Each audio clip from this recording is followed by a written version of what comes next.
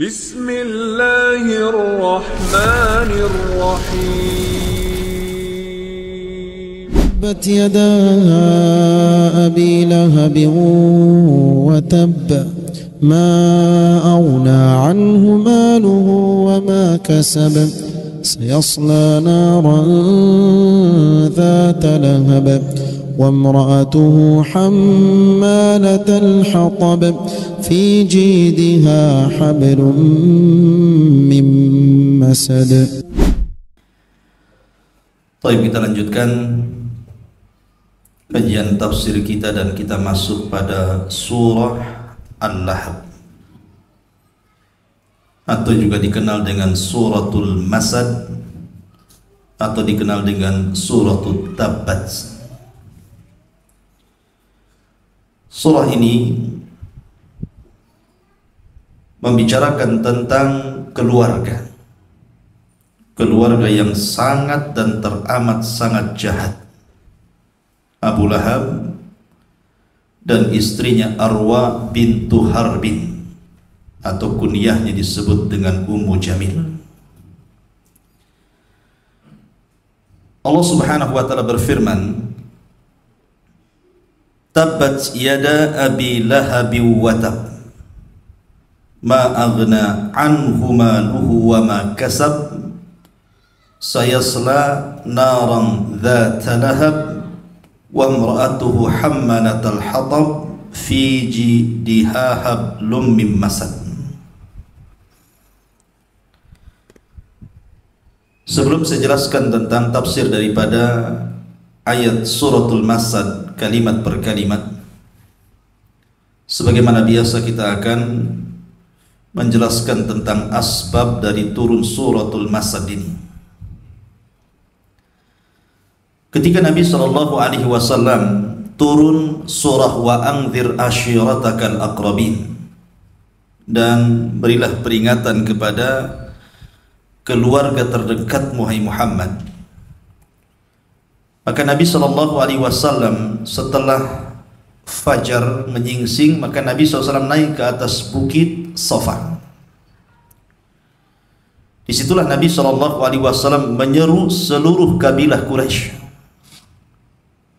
Dan itu pertama kali Nabi SAW mengumpulkan seluruh manusia di bukit itu. Dan kita tahu bahwa orang-orang Quraisy sangat percaya dengan Rasul, sebab dari kecil akhlak Rasul sudah diketahui orang-orang Quraisy, Shadiqul Amin. Sehingga ketika kemudian Rasul naik ke bukit Safa dan berteriak memanggil-manggil manusia, maka menjadi penasaran bagi mereka. Datanglah manusia berkumpul di bukit Safa yang tidak bisa hadir mengutus orang. Maka mulai Nabi SAW meyakinkan tentang akhlak dia di hadapan orang-orang Quraisy ketika itu. Kata Nabi SAW, "Ara'aitum, bagaimana pendapat kalian?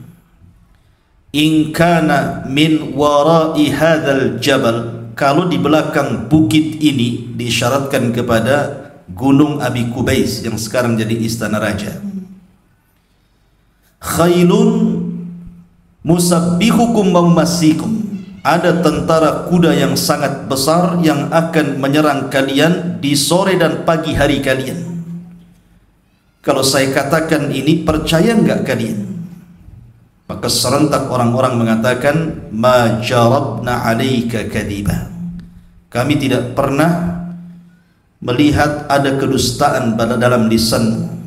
Artinya dari sampai sini mereka masih yakin dengan Rasul, percaya dengan Rasul. Ketika Nabi SAW mulai mengajak manusia ke dalam tauhid dan mengatakan, "Ya ayyuhan nas, qulu la ilaha illallah tuflihu." Dalam riwayat, qulu la ilaha illallah tamliku bainal arabi wal a'jam. Wahai manusia, katakanlah bahwa tidak ada sesembahan yang berhak disembah kecuali Allah, maka kalian akan selamat bahkan kalian akan menguasai bangsa Arab secara keseluruhan, bahkan bangsa non-Arab. Ketika di tengah-tengah Nabi SAW mendakwahkan dakwah tauhid, rupanya di tengah-tengah orang-orang Quraisy itu ada pamannya, Abu Lahab.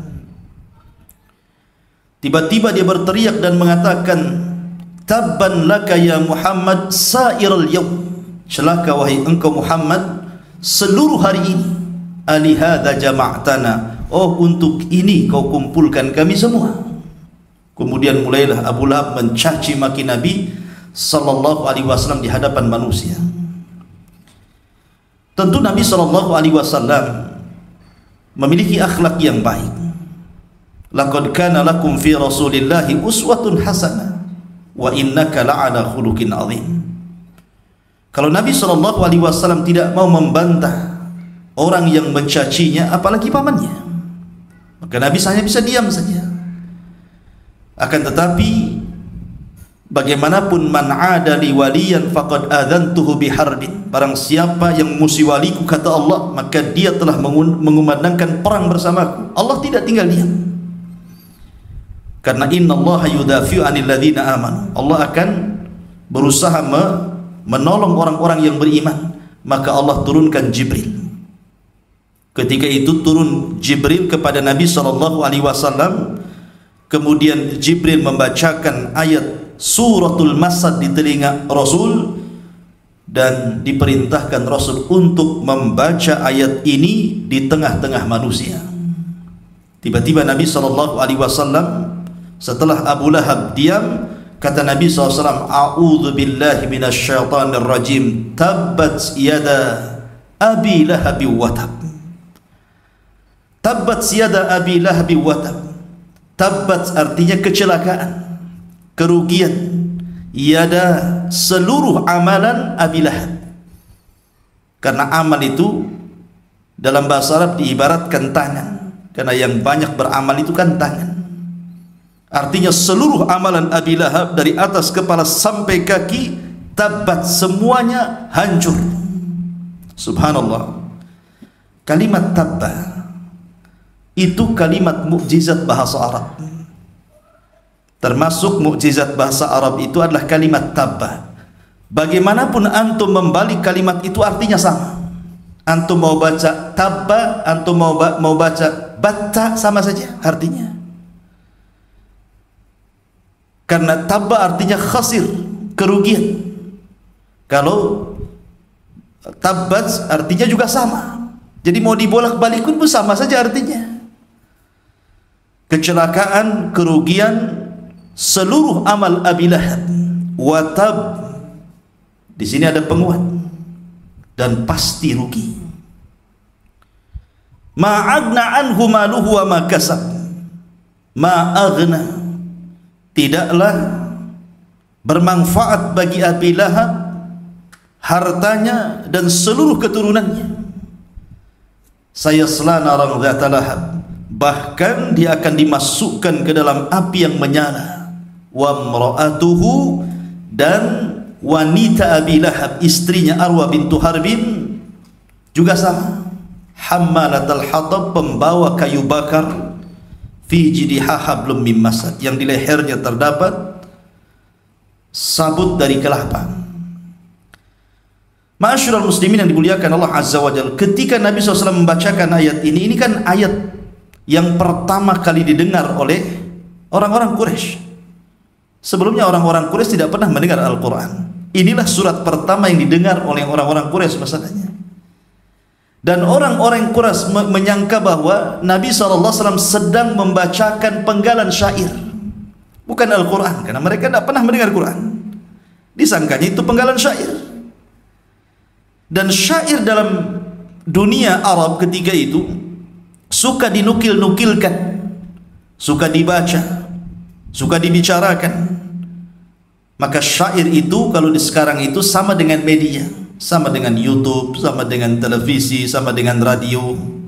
Itulah media.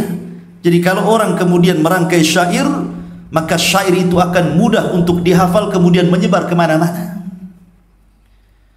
Maka kemudian setelah Nabi SAW membacakan ayat ini, langsung dihafal manusia. Bubarlah manusia. Akhirnya mereka membaca surah Tabbat di rumah-rumah mereka, di pasar-pasar mereka, di perkumpulan mereka. Celakanya mungkin seorang musafir yang dari jauh ke Mekah kemudian hafal, kemudian pulang membaca lagi pula di rumahnya. Bayangkan bagaimana Abu Lahab dihinakan di permulaan. Lah ketika itu Arwah bintu Harbin itu kan tidak hadir dalam pertemuan itu, tidak ikut terlibat, maksudnya istri Abu Lahab itu. Mendengar suaminya dijelek-jelekan dengan turunnya Tabbat Yadah ini, marah dia. Akhirnya kemudian dia membawa batu untuk mencari Nabi SAW. Datanglah Ummu Jamil ke Ka'bah. Ketika itu Rasul sedang duduk bersama Abu Bakar. Abu Bakar sudah ketakutan itu, karena Ummu Jamil itu bukan wanita biasa, itu wanita bangsawan. Dia saudari daripada Abu Sufyan, pemimpin Arab. Jadi wanita bangsawan gitu. Di tangannya ada batu. Ini sudah, Abu Bakar sudah nyangka ini pasti akan berbuat jahat nih. Subhanallah. Ketika Nabi SAW tepat berada di hadapan Ummu Jamil ini, istri daripada Abu Lahab, Allah butakan matanya. Ummu Jamil tidak melihat Rasul, yang dilihat Abu Bakar di sampingnya saja. Kemudian Ummu Jamil mengatakan kepada Abu Bakar, "Aina sahibu?" Wahai Abu Bakar, di mana tu kawanmu? Maksudnya Muhammad. Abu Bakar bingung, ada di sampingnya. Ya. Tapi Nabi SAW hanya mengisyaratkan saja. Kemudian Abu Bakar mengatakan, "Untuk apa kau cari Muhammad SAW?" Maka Ummu Jamil mengatakan, "Balaghani annahu yahjuni." Telah sampai berita kepadaku dia mencela diriku. Karena dalam surah Tabbat dibawa-bawa namanya, wa mar'atu hammalatal hatab. Kemudian dia mengatakan, la in ra'aituhu, kalau aku melihat dia, maksudnya Muhammad itu, la aqamnahu bihadal fihrifah, aku akan lempar batu ini untuk menyumpal lisannya, mulutnya. Mau dilempar sama batu mulutnya. Kemudian dia membacakan syair, mudhammaman abaina wa amrahu qalaina, dan begitu seterusnya. Kemudian pergi. Abu Lahab, Abu Bakar bingung, kenapa Ummu Jamil tidak melihat Rasul pada di depannya. Maka Nabi SAW mengatakan, "Ya Aba Bakrin a'mallahu basaraha." Wahai Abu Bakar, Allah butakan matanya sehingga dia tidak bisa melihat diriku. Dari sini ma'asyiral muslimin yang dimuliakan Allah Azza wa Jalla, bagaimana awal permulaan Abu Lahab dan cacian Abu Lahab kepada Nabi SAW, dan dia orang yang pertama sebelum ada orang Quraisy yang menentang dakwah Rasul. Subhanallah, Rasul diuji dengan diberi musuh pertama justru pamannya sendiri, bukan orang lain. Dan kita katakan tidak heran kalau Abu Lahab itu mencela Nabi SAW, karena memang permusuhan Abu Lahab kepada Rasul luar biasa. Maka kita akan kenal siapa Abu Lahab ini sebenarnya, dan bagaimana bisa turun ayat ini, dan apa maksud ayat ini kepada Abu Lahab. Abu Lahab itu kunyah. Dalam Islam itu ada al-ismu, ada al-kunyatu, ada al-laqabu. Ada nama, ada kunyah, ada laqab. Nama ma'ruf, nama saya Ajat Sudrajat. Kunyahnya Abu Humairah. Nama dan kunyah ini sebuah keagungan. Tapi laqab itu berbeda. Laqab itu biasanya untuk merendahkan. Makanya Allah mengatakan, wala tanabazu bil alqab. Jangan kalian merendahkan orang lain dengan laqab. Laqab, orangnya pendek akhirnya si pendek, nah, gitu ya. Orangnya gemuk si bulat, nah itu laqab itu. Orangnya pincang ya si pincang. Itu nggak boleh merendahkan orang itu kalau laqab itu. Tapi kalau kunyah ini kebanggaan. Orang Arab kalau membanggakan diri maka dia akan mengkunyah dirinya. Maka Abu Lahab itu kunyah. Kenapa disebut Abu Lahab? Ikhtalafal ulama, ulama berselisih pendapat kenapa Abu Lahab diberikan kunyah dengan Abu Lahab. Namanya kan bukan Abu Lahab, namanya Abdul Uzza ibn Abdul Muttalib ibn Hashim ibn Abdul Manaf. Itu namanya Abdul Uzza. Adapun Abu Lahab itu kunyah. Kenapa disebut Lahab? Lahab itu kan cahaya yang keluar dari api. Kalau antum nyalakan api kemudian terang, itu disebut lahab. Kenapa disebut itu? Karena Abu Lahab itu orangnya ganteng. Orangnya ganteng, orangnya bersih, dan orangnya kaya. Kalau dia pakai kendaraan, dia tidak mau mengendarai kendaraan yang biasa. Dia pasti pakai kendaraan yang bagus, unta merah gitu ya. Kalau dia berpakaian, tidak mau dia asal-asalan pakaian itu, maka dia akan memakai pakaian terindah. Dan dia menjaga ketampanannya. Mungkin kalau zaman sekarang ini bolak-balik masuk salon lah gitu. Abu Lahab itu. Iya. Jadi Abu Lahab itu karena betul-betul menjaga penampilannya, makanya orang-orang menyebutnya Abu Lahab. Itulah kunyah daripada Abi Lahab. Namanya Abdul Uzza ibn Abdul Muttalib. Paman Nabi SAW itu semuanya 10. Paman Nabi SAW itu semua 10. Dan 10 ini putra daripada Abdul Muttalib. Banyak anaknya Abdul Muttalib, 10 orang. Dan ada kisahnya. Jadi Abdul Muttalib itu disebut sahibu ma'i Zamzam. Abdul Muttalib itu adalah pemilik air Zamzam.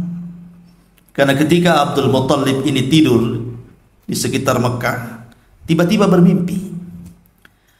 Dalam mimpinya dia melihat burung sedang mematuk-matuk pasir di tengah padang pasir. Tiba-tiba burung ini bicara dalam mimpinya dan mengatakan, "Ya Abdul Muttalib, ta'al huna Zamzam fala tandam ihfar az-Zamzam." Jadi kata burung ini kepada Abdul Muttalib, "Ya Abdul Muttalib, kemari. Di sini ada air Zamzam. Engkau tidak akan menyesal. Galilah di sini ada air Zamzam." Bangunlah Abdul Muttalib ini. Kemudian mengikuti arah mimpinya. Tiba-tiba kemudian dia gali tempat yang burung itu menggali dalam mimpinya. Setelah digali semakin dalam, tiba-tiba keluar Zamzam dari situ. Keluar air, dan saat itu air sangat dihajatkan. Susah cari air saat itu. Ketika ada air, datang kabilah manapun akhirnya ingin mengambil air ini. Kata Abdul Muttalib, "Tidak, ini air saya. Tidak boleh ada yang memilikinya kecuali saya." Tapi kabilah-kabilah yang lain tidak mau. Harus dipakai sama-sama. Kata Abdul Muttalib, "Tidak bisa. Karena saya yang menemukan, maka ini milik saya." Tapi semakin kemudian perlawanan kabilah-kabilah itu mau memiliki, akhirnya kata Abdul Muttalib, "Ya sudah, kalau begitu kita berhukum dengan seorang dukun. Apa kata dia kita laksanakan." Sementara rumah dukun itu jauh. Berangkatlah pemimpin-pemimpin kabilah ini ke rumah dukun. Rupanya karena melewati padang pasir saking jauhnya, kehausanlah orang-orang itu sampai hampir mati. Dan sebagian mereka sudah menggali kuburan-kuburan mereka. Kecuali Abdul Muttalib tiba-tiba menghentakkan kakinya, keluar pula air. Akhirnya kemudian mereka pun bisa minum daripada air yang dihentakkan kaki Abdul Muttalib, dan mereka selamat dari kematian. Kata Abdul Muttalib, "Aku sudah menyelamatkan kalian dengan air ini, maka kalian tidak berhak memiliki air yang di sana," maksudnya Zamzam. Sejak itu Zamzam hanya dimiliki oleh Abdul Muttalib. Lah akhirnya kemudian Abdul Muttalib takut karena sudah melihat bagaimana kabilah-kabilah ini mau mengambil Zamzam, siap perang gitu kan untuk memperebutkan air. Dari sinilah Abdul Muttalib bernazar kepada Allah agar diberikan anak 10 untuk menjaga Zamzam ini. Dan dia katakan, kalau seandainya Allah berikan kepadaku 10 anak laki-laki, maka ku sembelih salah satunya. Akhirnya Allah takdirkan betul. Abdul Muttalib akhirnya punya anak 10 orang. Tapi kemudian Allah lupakan nazarnya.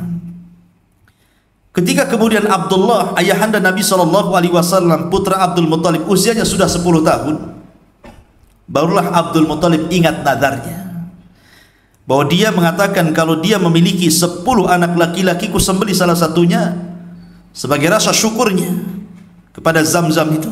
Baru ingat. Maka setelah kemudian ingat, dia pun menunjuk Abdullah, ayahanda Nabi SAW, anak yang akan disembelihnya.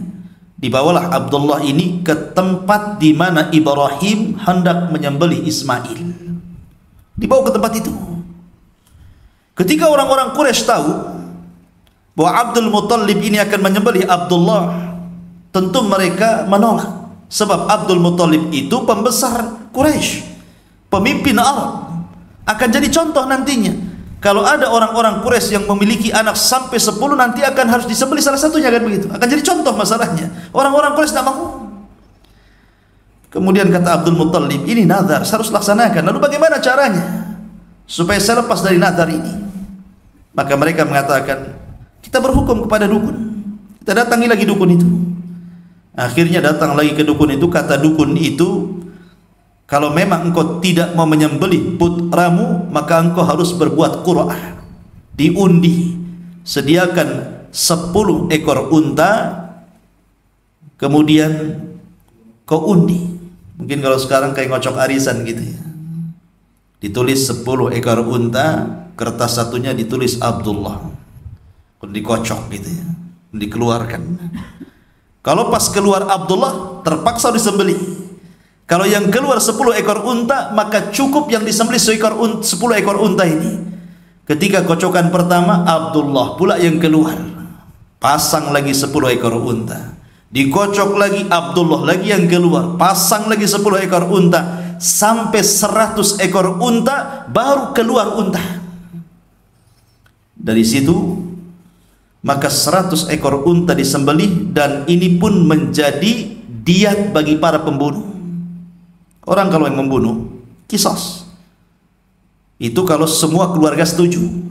Tapi kalau tidak semua keluarga setuju, maka tidak boleh qisas. Berarti bayar diat 100 ekor unta. Jadi qisas itu tidak sembarang. Pokoknya saya keluarga 10 orang. Kalau sepakat 10 orang ini mengatakan dia harus qisas karena dia sudah membunuh satu di antara keluarga kami, maka dia harus dibunuh. Berarti tegak qisas itu. Kenapa? Karena sepakat semua keluarga. Tapi kalau 9 orang sepakat, satu tidak bisa qisas.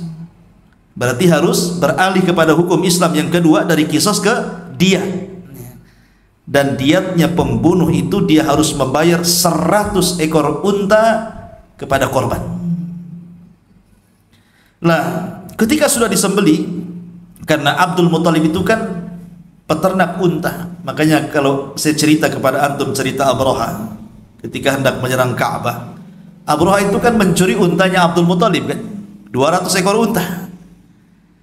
Karena memang Abdul Muttalib itu peternak unta, untanya banyak. Jadi kalau unta 100 itu gampang ya, gampang sekali disembeli karena dia memang peternak unta.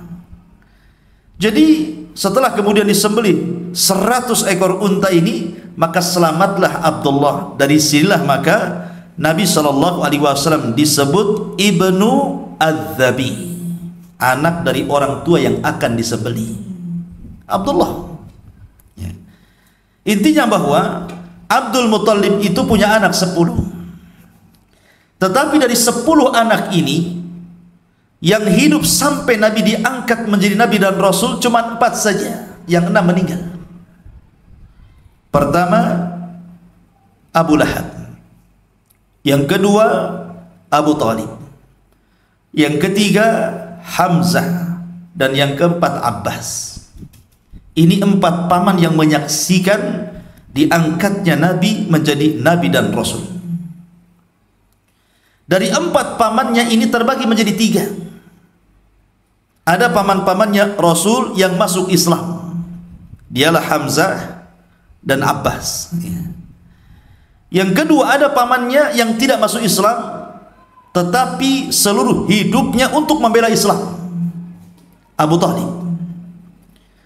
Dan yang ketiga, ada pamannya yang sama sekali tidak mau masuk Islam dan justru menjadi penentang Islam. Itulah Abu Lahab yang kita ceritakan di sini. Dia tidak masuk Islam, justru memusuhi Islam, sehingga turun suratul Masad atau suratul Lahab mencela Abu Lahab. Subhanallah ikhwan. Suratul Lahab ini bukan surat yang panjang, bukan seperti Al-Baqarah, Al-Imran, An-Nisa gitu ya. Tapi suratul Lahab ini kan surat pendek sekali, sehingga mudah dihafal. Bukan antum saja, anak-anak antum pun hafal suratul Lahab itu.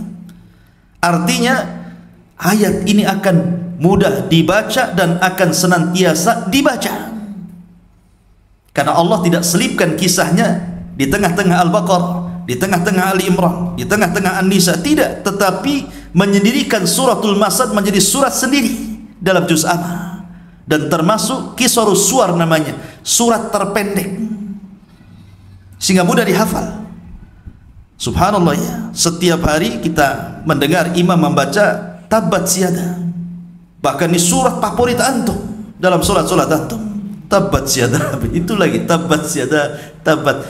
Berarti menunjukkan bahwa Abu Lahab itu dicela setiap hari sejak zaman Rasul sampai hari ini.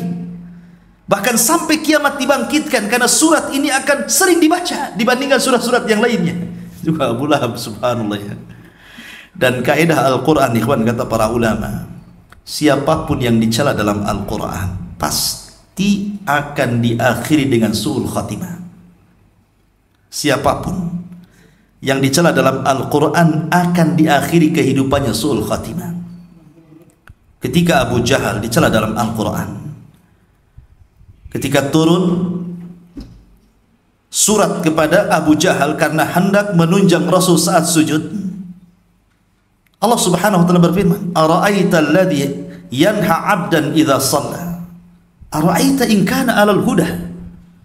Tidakkah kau lihat seorang hamba yang melarang orang untuk salat?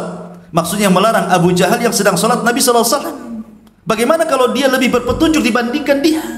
Ayat ini kan turun kepada Abu Jahal. Ketika ayat ini mencela Abu Jahal mati su'ul khatimah.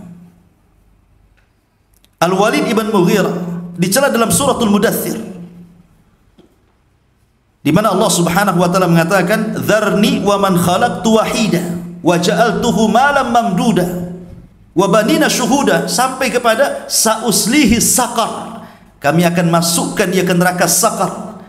Ayat ini turun kepada siapa? Al-Walid ibn Mughirah, dan Al-Walid ibn Mughirah mati su'ul khatimah.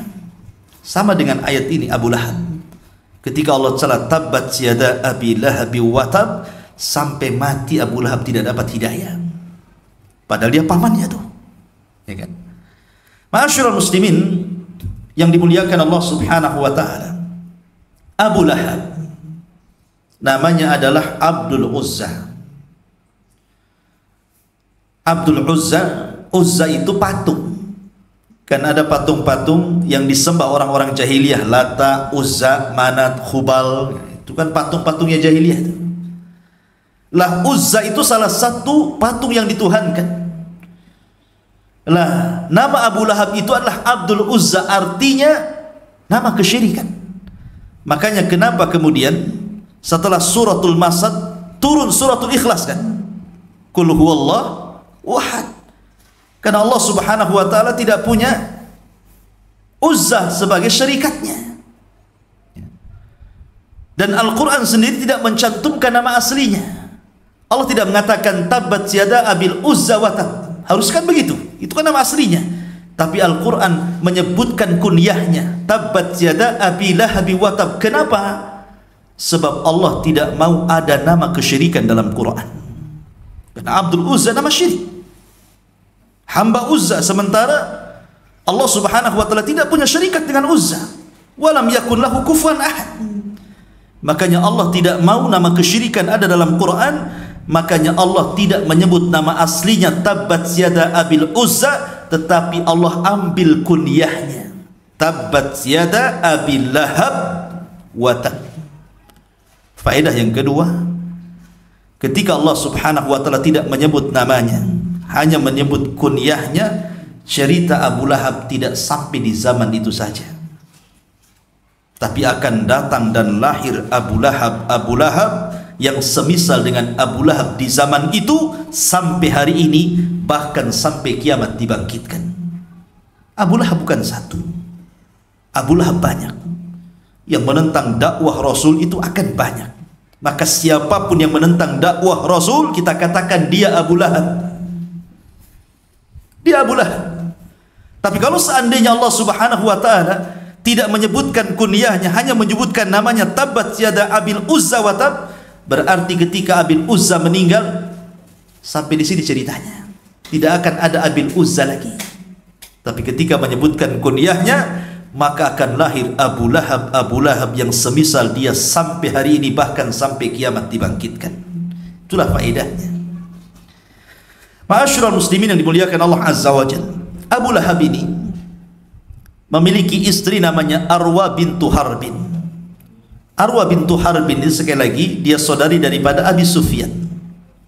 Saudari daripada Abi Sufyan. Abu Sufyan ma'ruf pemimpin Arab.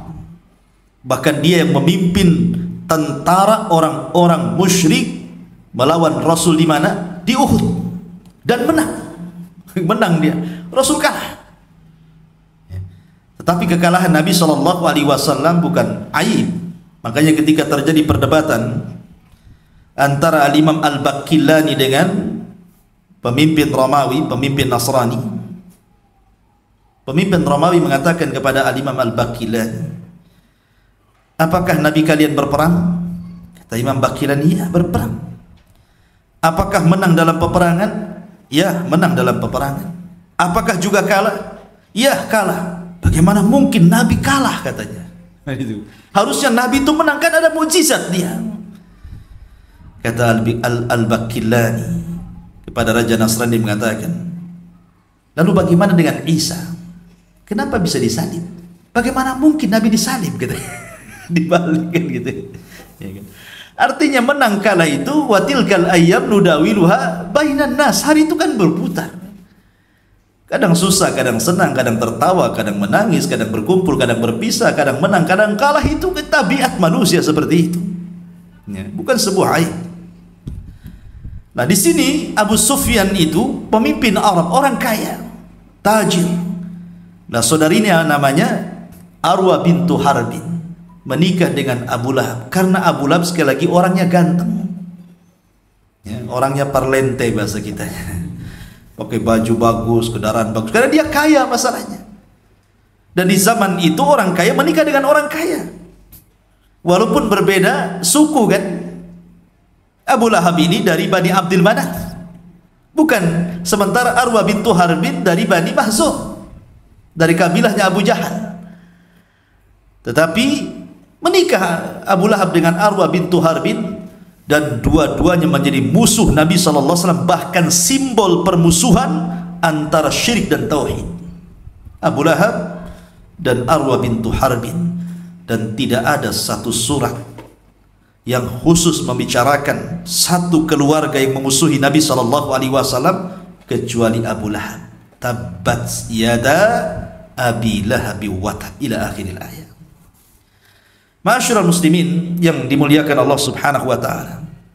Bagaimana bentuk permusuhannya? Nabi SAW dikisahkan dalam sebuah hadis. Imam Bukhari meriwayatkan sebuah hadis dari Rabi'ah ibn Ibad. Jadi Rabi'ah ini suatu ketika masa jahiliyah belum masuk Islam. Rabi'ah ini menceritakan.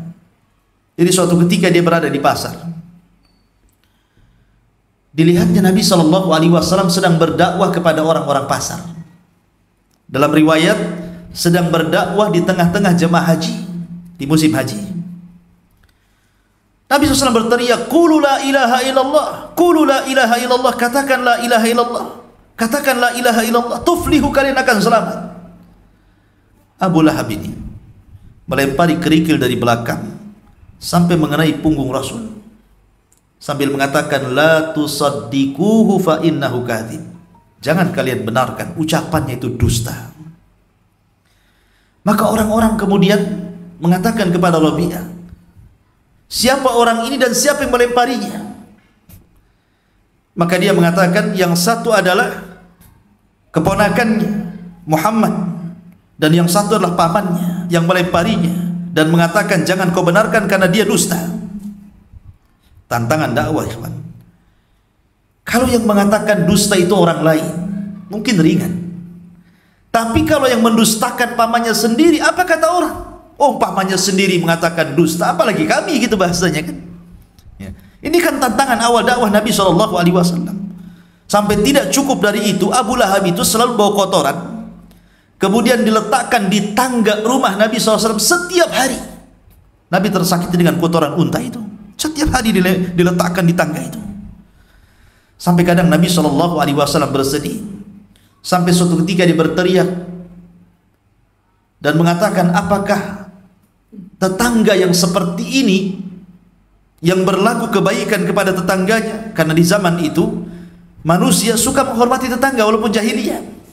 "Apakah begini menjadi seorang tetangga?" kata Nabi SAW. Maka terdengarlah keluhan Nabi SAW kepada Hamzah ketika itu. Dan Hamzah itu asadullah.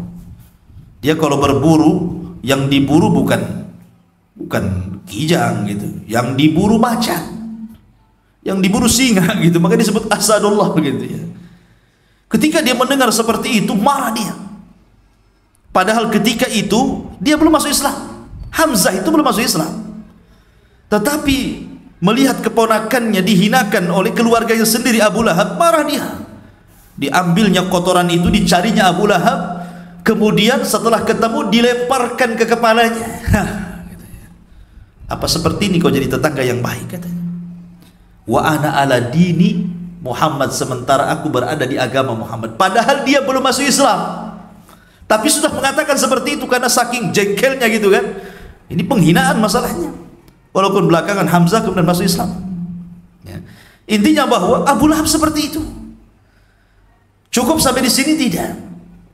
Bahkan ketika perang Badar, Abu Lahab ini kan pengecut.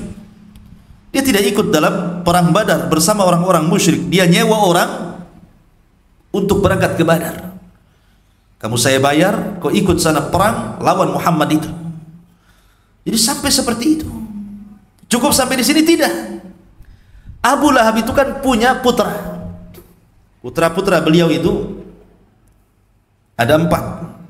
Utbah ibn Abi Lahab, kemudian Utaibah ibn Abi Lahab, kemudian Mu'tab ibn Abi Lahab, dan yang terakhir perempuan namanya Dzurrah bintu Abi Lahab.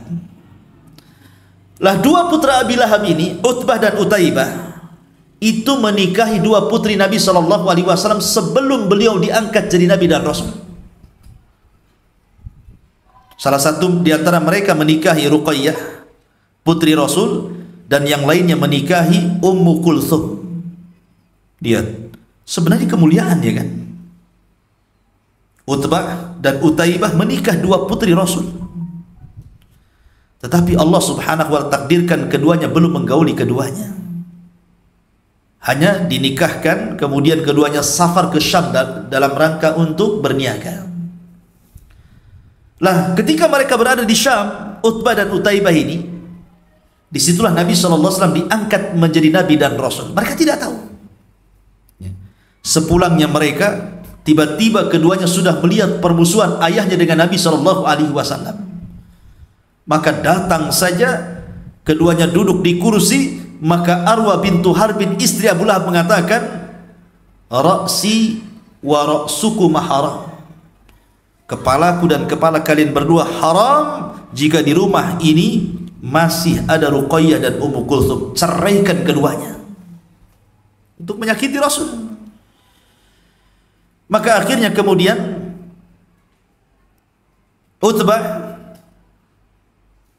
Utaibah mengembalikan Nabi mengembalikan Ummu Kulthum kepada Nabi sallallahu alaihi wasallam dan menceraikannya. Tapi Utbah ini dia agak sangar sedikit.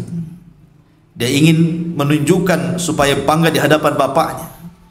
Dia datang kepada Nabi sallallahu alaihi wasallam dan mengatakan, "Ya Muhammad, aku ceraikan putrimu." Setelah itu kemudian dia meludahi Rasul dari jarak dekat. Tapi ludah itu tidak kena. Meludahi seorang nabi, ikhwan, ini sebuah jarimah, kriminal.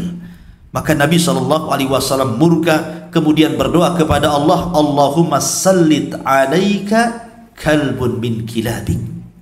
Ya Allah, utus kepada orang ini anjing dari anjing-anjingmu, kata Rasul. Oh, bayangkan, Nabi kalau sudah berdoa mustajab. Pulanglah Utbah ini bercerita kepada ayahnya bahwa dia didoakan oleh Nabi SAW bahwa Allahumma sallit alaihi kalbun min kilabi. Ya Allah, utuslah kepada orang ini anjing dari anjing-anjingmu. Mendengar ini Abu Lahab ketakutan tuh, karena dia tahu bahwa doanya Rasul pasti mustajab tuh, walaupun dia masih jahiliyah. Maka keesokan harinya ketika hendak berangkat ke Syam berdagang, dia kumpulkan kawan-kawannya dan dia terngiang dengan doa Nabi SAW dan mengatakan, jaga putraku. Seolah-olah dia yakin. Berangkatlah orang ini ke Syam. Dan Allah takdirkan ketika sampai di perbatasan Syam, mereka sedang istirahat di bawah pohon. Ketika Utbah bangun, rupanya ada singa di hadapannya, langsung kemudian menerkamnya sehingga terputus kepala dari badannya. Sehingga ketika singa itu menerkam lehernya, dia sempat berbicara dan mengatakan, qatalani Muhammad, katanya. Muhammad sedang membunuhku, Muhammad sedang membunuh. Di mana? Rasul di Madinah, ini di Syam. Kan gitu ya. Tapi begitulah ikhwatu fillah azab Allah Subhanahu wa taala, siapapun yang menghina Rasulnya, menghina walinya, maka Allah Subhanahu wa taala kumandangkan perang bersamanya. Tabbat yada Abi Lahab wa tab. Ma aghna anhu maluhu wa ma kasab. Tidak bermanfaat hartanya, wa ma kasab, dan apa yang ia usahakan dari anak-anaknya. Begini ikhwan, sirru tughyan, rahasia orang bisa berbuat zalim, ataupun rahasia orang bisa berbuat jahat ataupun melampaui batas, itu salah satunya karena harta. Makanya Allah mengatakan, kalla innal insana la yatgha an ra'ahu istaghna. Manusia itu mudah melampaui batas, melakukan kezaliman apabila Allah lebihkan dia dari harta. Orang kalau sudah banyak fulusnya, gitu ya. Orang kalau sudah banyak uangnya, kaya raya, pasti congkak dia, pasti sombong. Apalagi kemudian mendapatkan pangkat, jabatan dan kedudukan, makin sombong. Itulah rahasia kejahatan orang itu ada di harta. Makanya Rasul mengatakan, malun saleh li rajulin saleh. Harta yang baik itu kalau yang megang orang baik, sama dengan harta yang buruk itu kalau yang memegang orang jahat.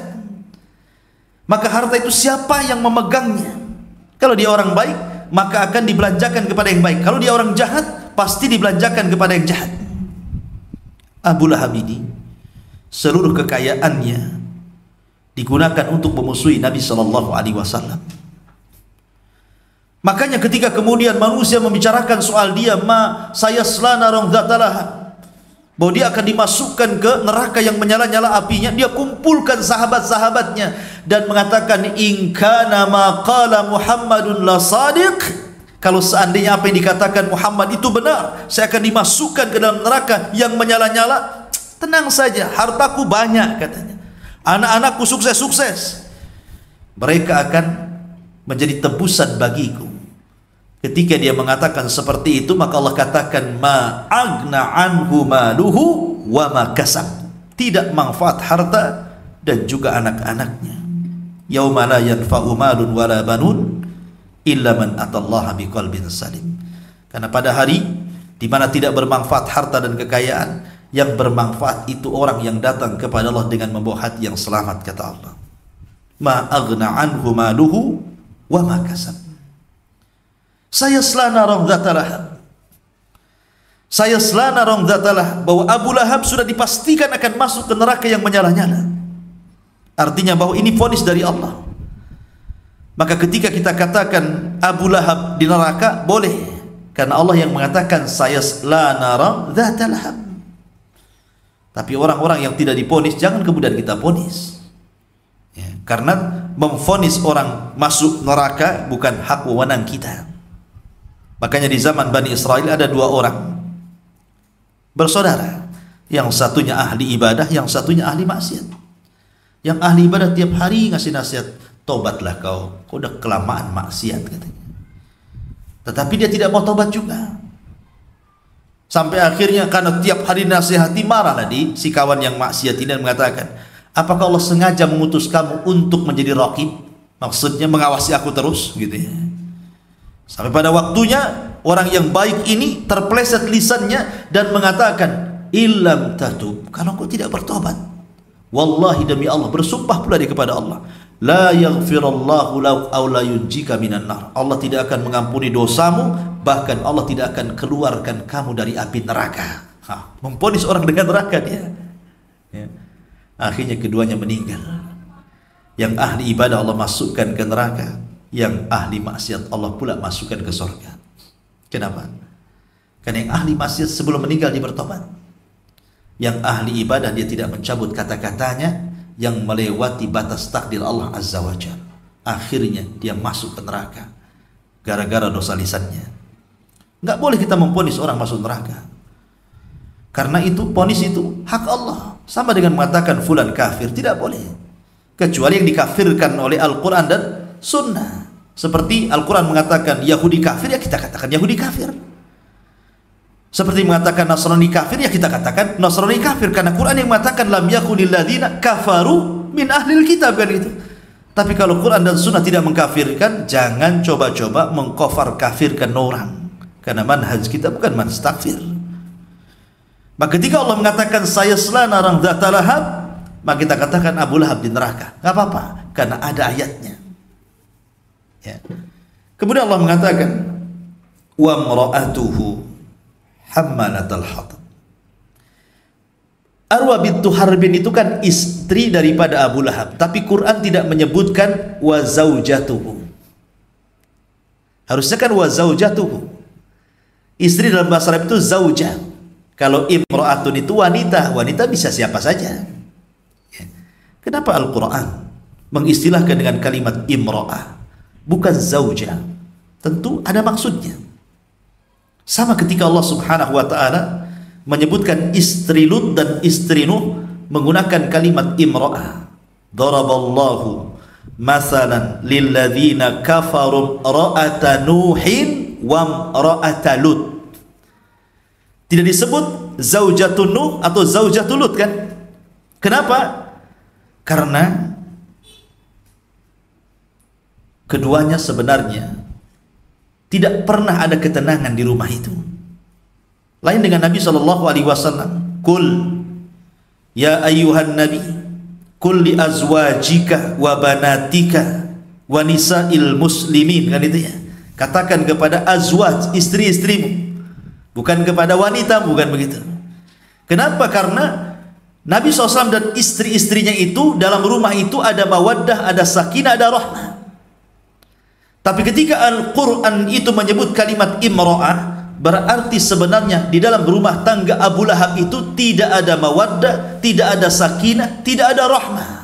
Sama dengan keluarga Lut dan keluarga Nuh.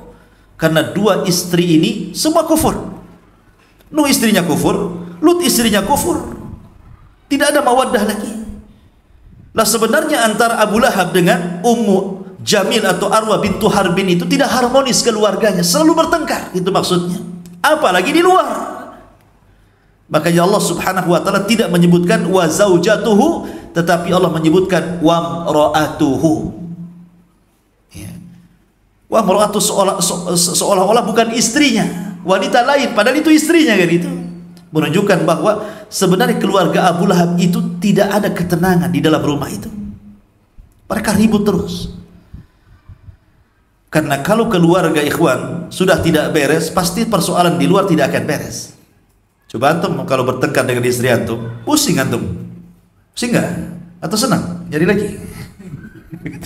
Pasti pusing lah, kan. Bertengkar dengan istri pusing. Pasti akan mempengaruhi pekerjaan, mempengaruhi muamalah dan begitu seterusnya. Makanya Allah Subhanahu wa taala kemudian menyebutkan wa mar'atuhu, di sini menunjukkan adanya kekompakan antara suami istri. Kalau antum baca suratul Tahrim,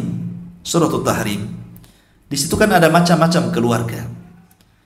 Ada keluarga itu istrinya baik, suaminya jahat. Seperti Asiyah bintu Muzahib, istrinya baik, tapi suaminya Fir'aun, jahat. Kemudian yang kedua ada terbalik. Suaminya baik, istrinya jahat pula. Seperti keluarga Nuh dan Lut. Istrinya berkhianat kepada keduanya. Maksud berkhianat di sini bukan selingkuh, bukan. Tapi tidak beriman kepada kenabian dan kerasulan suaminya, sehingga kufur. Kemudian ada keluarga yang dua-duanya baik, keluarga Nabi SAW. Tapi ada juga yang dua-duanya jahat, seperti keluarga Abu Lahab ini. Dua-duanya jahat, suaminya jahat, istrinya pun jahat. Begitulah Allah Subhanahu wa taala mengatakan al-khabithatu lil khabithin. Wanita-wanita jahat itu untuk laki-laki yang jahat juga. Tapi laki-laki yang baik untuk wanita yang baik. Wat-tayyibina lit-tayyibat, wat-tayyibat lit-tayyibin gitu. Dibolak-balik, lupa saya. Yang jelas bahwa Allah mengatakan wa mar'atuhu hammalatal hatab. Dan istri Abu Lahab maksudnya Arwa bintu Harbin atau kunyahnya Ummu Jamil, adalah pembawa kayu bakar. Ada yang mengatakan bahwa kalimat pembawa kayu bakar ini dibawa kepada makna hakikat, ada juga dibawa kepada makna majaz. Adapun dibawa kepada makna hakikat, memang dia nyuruh orang untuk mengambil pohon-pohon yang berduri, seperti pohon bidara itu kan banyak durinya tuh. Pohon bidara itu durinya banyak. Dan di zaman itu jarang orang pakai sandal. Sandal itu mahal di zaman itu.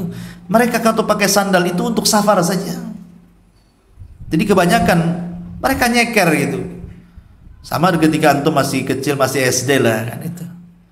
Kadang-kadang lebih sayang sepatunya dibandingkan kakinya, dijinjing gitu. Gitu kan? Jadi ini mana lebih sayang sepatunya daripada kakinya. Kalau becek itu kadang-kadang dilepas dijinjing pula gitu, kakinya nggak sayang dia lebih sayang sepatunya. Nah di zaman, apalagi di zaman Rasul gitu kan, sandal sepatu itu sesuatu yang sangat berharga sekali, sehingga kalau umpamanya berjalan itu tanpa sandal, tiba-tiba kemudian di situ ada pohon-pohon berduri di malam hari, pasti akan tersakiti dengan itu. Lah itu kerjaannya Ummu Jamil tuh, menyakiti Nabi SAW. Ataupun makna majaz, maksudnya di sini hammalatal hatab, di sini artinya kesana kemari mengadu domba, menyebarkan gosip, mungkin bahasa kitanya. Dan perempuan kalau sudah gosip itu luar biasa. Berita di sini sudah sampai ke Batam Center, dari Batam Center sudah sampai ke Batu Haji, dari Batu Haji nyebrang pula ke Tanjung Pinang. Kan begitu ya, gosipnya perempuan. Tapi zaman dulu mungkin gosipnya agak lama nyebarnya. Kenapa? Karena belum ada WA, belum ada Instagram, belum ada Facebook, ya kan. Jadi lama gitu nyebar gosip tuh, lama, dari mulut ke mulut, dari telinga ke telinga. Tapi zaman sekarang ini nggak usah nunggu minggu bulan buat gosip, nulis status langsung tersebar hari ini gosipnya itu. Subhanallah ya. Itulah yang dikatakan dalam hadis Nabi SAW, wa rajulun yakdzib hatta balagal ufuq, katanya. Seorang laki-laki yang berdusta sampai dustanya ini melambung ke ufuk sana. Kan ada yang diadab. Ketika Nabi SAW kemudian melihat adab kubur, ada orang yang kemudian diterlentangkan, kemudian berdiri orang yang membawa pisau berbentuk cerulit itu. Kemudian orang ini digantung, kakinya di atas, kepalanya di bawah. Setelah itu dimasukkan cerulitnya, kan, disobek sampai ke tengkuknya. Kemudian diganti sebelah kirinya, disobek sampai ke tengkuknya. Kemudian dicongkel, matanya disobek sampai ke tengkuknya, sampai rusak wajahnya. Sehingga Rasul mengatakan, mahadan, kenapa azabnya orang ini ngeri kali, kata Rasul. Kata Jibril, karena dia ketika di dunia dia berdusta sampai kedustaannya melambung ke ufuk. Maksudnya kedustaannya itu sampai kemana-mana. Di zaman Rasul menyebarkan dusta itu tidak mudah kan, karena bagaimanapun kalau tidak ada media, hanya dari orang ke orang, mulut ke mulut kan mungkin berhari-hari baru menyebar. Tapi di zaman sekarang untuk menyebar sebuah kedustaan 1 detik kita copy paste itu sudah kemana-mana tuh ya. Jadi hadis ini memang paling cocok dengan di zaman sekarang ini dibandingkan di zaman dulu prakteknya. Kembali bahwa pekerjaan dari Arwah bintu Harbin itu adalah menyebar fitnah. Apalagi dia orang berduit, dia orang kaya, dia orang terpandang, tentu punya pasukan. Mama nggak mungkin tidak punya pasukan. Dia bisa sanggup bayar. Tolong kau buat gosip tentang Muhammad, katakan Muhammad begini-begini. Kamu nih saya bayar. Kau ngomong begitu, mengadu domba ke sana kemari. Hammalatul hatab, pembawa kayu bakar, dibakarnya orang-orang itu supaya memburuk-burukan Nabi sallallahu alaihi wasallam. Bahkan dia punya perhiasan kalung di lehernya. Itu sampai kalung itu diambilnya, dijualnya hanya untuk membiayai memusuhi Nabi sallallahu alaihi wasallam. Makanya sebagai balasannya fi jidihahab lum mim masad. Maka di akhirat kelak akan ada sabut kelapa yang dibakar oleh api kemudian dikalungkan di lehernya. Karena al jazau min jinsil amal, ikhwan. Balasan itu disesuaikan dengan amalannya. Ketika dia menjadikan kalung sebagai modal dana untuk memusuhi Rasul, maka kelak akan dikalungkan dari api neraka oleh Allah Subhanahu wa taala. Inilah suratul Masad. Suratul Masad dan akan dibaca sampai kiamat dibangkitkan. Walaupun kemudian 3 anak Abi Lahab belakangan setelah Fathu Mekah semua masuk Islam. Taibah, Utbah, Dzurrah bintu Abi Lahab semua masuk Islam setelah Fathu Mekah. Tetapi 3 orang, Abu Lahab, istrinya Arwah bintu Harbin dan Utbah, mereka mati di atas kekufuran dan su'ul khatimah. Ini diantara kisah Abu Lahab yang terdapat dalam suratul Lahab. Bagaimana wafatnya Abu Lahab? Ma'asyiral muslimin yang dimuliakan Allah Azza wa Jalla. Ada yang mengatakan wafatnya Abu Lahab itu ketika perang Badar. Allah menangkan kaum muslimin. Dan perang Badar itu pemicunya adalah Abi Sufyan, suami ataupun saudara daripada istrinya Abi Lahab. Itulah pemicunya. Karena ketika Nabi mendengar bahwa Abu Sufyan membawa kafilah dagang dari Syam dibawa ke Mekah, Rasul ingin mengambil kafilah dagang itu sebagai balasan ketika sahabat hijrah dari Mekah ke Madinah, hartanya diambil orang Quraisy. Makanya al-jaza min jinsil amal. Harta ini harus kita ambil sebagai balasan mereka mengambil harta kita dulu waktu hijrah, kata Rasul. Rupanya Abi Sufyan mendengar kabar berita bahwa akan ada penyerangan kepadanya, maka segera dia menyewa seorang laki-laki namanya Dhamdham, pemacu kuda tercepat kala itu, untuk memberitahu orang-orang yang di Mekah bahwa dia akan diserang. Maka mendengar hal itu Abu Jahal bangkit, kemudian membawa pasukan besar untuk menyelamatkan Abu Sufyan. Rupanya berjumpa di Badar. Ketika itu Rasul tidak tahu bahkan akan melawan pasukan sebanyak itu, karena niatnya tidak hendak berperang di Badar, tetapi hendak mengambil hartanya Abu Sufyan. Makanya ketika itu Rasul tidak banyak bawa orang, hanya 300 orang saja, sementara Abu Lahab membawa 1000 lebih. Maka Nabi SAW wajar kalau seandainya di malam hari ketika keesokan harinya terjadi perang Badar, ada kekhawatiran manusiawi, sehingga diberdoa kepada Allah Subhanahu wa taala, intahlik hadil isabah falan tu'bad abada. Ya Allah, kalau kau hancurkan kelompok yang sedikit, kau tidak akan ada yang menyembah lagi. Akhirnya Allah Subhanahu wa taala kirim bantuan, 5.000 malaikat turun dipimpin Jibril, dan mereka hanya bisa dilihat oleh orang kafir tetapi tidak bisa dilihat kaum muslimin. Tunggang langgang orang kafir mengalami kekalahan, 70 orang kena tawanan. Salah satu yang berhasil melarikan diri adalah Abu Sufyan. Selamat dia. Dia lari ke Mekah. Sampai di Mekah berjumpa dengan Abu Lahab. Kemudian menceritakan kekalahan di Badar dan mengatakan bahwa ketika kami perang, pasukan Muhammad itu tiba-tiba datang dari arah mana saja. Ada yang berkuda-kudanya warna putih dengan gubah yang sangat putih, di tangannya pedang, macam-macam cerita. Kami pun dibuat tunggang langgang. Nah, di samping Abu Lahab ini ada budaknya Abbas ibn Abdul Muttalib. Dia masuk Islam tapi menyembunyikan keislamannya. Tapi spontan dia mengatakan, itulah malaikat yang menolong nabinya, katanya. Marah Abu Lahab. Dia ngomong di sampingnya. Ketika dia ngomong di sampingnya, marah Abu Lahab, ditamparnya budaknya Abbas ibn Abdul Muttalib sampai tersungkur. Kemudian dia pergi melapor kepada majikannya. Ketika itu Abbas tidak ada, yang ada istrinya Fadl, Ummu Fadl. Marah Ummu Fadl, budaknya ditempelin sama Abu Lahab. Diambilnya kayu, dicarinya Abu Lahab. Kurang ngajar, budak saya ditampar dia, katanya. Akhirnya setelah ketemu Abu Lahab, dipentung kepalanya sampai berdarah. Ada yang mengatakan sebab lukanya ini yang menjadikan kematiannya. Tapi ada juga yang mengatakan bahwa Abu Lahab terkena penyakit semacam taun, wabah. Ini semacam corona di zaman sekarang mungkin. Ketika dia hendak safar, berdagang, tiba-tiba kemudian dia melemah di tengah jalan dan meninggal. Jasadnya dibiarkan 3 hari sehingga membusuk. Maka orang-orang mengatakan kepada putra-putranya, kenapa kau tidak urus jenazah bapakmu? Tapi putra-putranya pun tidak berani mengambilnya karena sudah busuk 3 hari. Akhirnya terpaksa dikuburkan dengan cara dirajam, dilempari batu sampai numpuk. Itulah kuburannya. Lihat bagaimana Allah Subhanahu wa ta'ala hinakan Abu Lahab dengan kematian su'ul khotimah dan cara penguburan yang luar biasa dihinakan. Sama dengan Abu Rughal. Abu Rughal itu adalah petunjuk ataupun yang menunjuk jalannya Abraha ke Ka'bah. Jadi Abraha ini kan lewat ke Taif. Orang-orang Taif kaget. Dia dikhawatirkan Abraha menyerang Taif, sementara di Taif itu ada Ka'bah, patungnya Lata yang disembah oleh orang-orang Taif. Kata orang Taif kepada Abraha, ya Abraha, kamu jangan menyerang Ka'bah kami.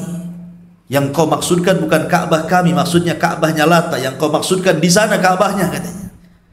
Aku akan berikan petunjuk jalan kepadamu. Maka diutuslah seorang laki-laki namanya Abu Rughal untuk menunjukkan Abraha ke tempat Ka'bah. Berangkat Abraha dengan Abu Rughal ini. Di tengah jalan Abu Rughal kemudian meninggal karena dia sudah mengkhianati bangsa Arab, menunjuk jalannya Abraha menuju Ka'bah. Maka sampai hari ini kuburan Abu Rughal itu dilempari batu. Pengkhianat gitu kan. Itulah kematiannya seperti itu. Nah, Abu Lahab itu juga sama, dikubur dengan cara dilempari batu, kayak orang dirajam. Ya. Maka dari sini menunjukkan bahwa betapa ngerinya kematian Abu Lahab, dan itu balasan bagi orang yang menghina Nabi sallallahu alaihi wasallam. Wallahu a'lam.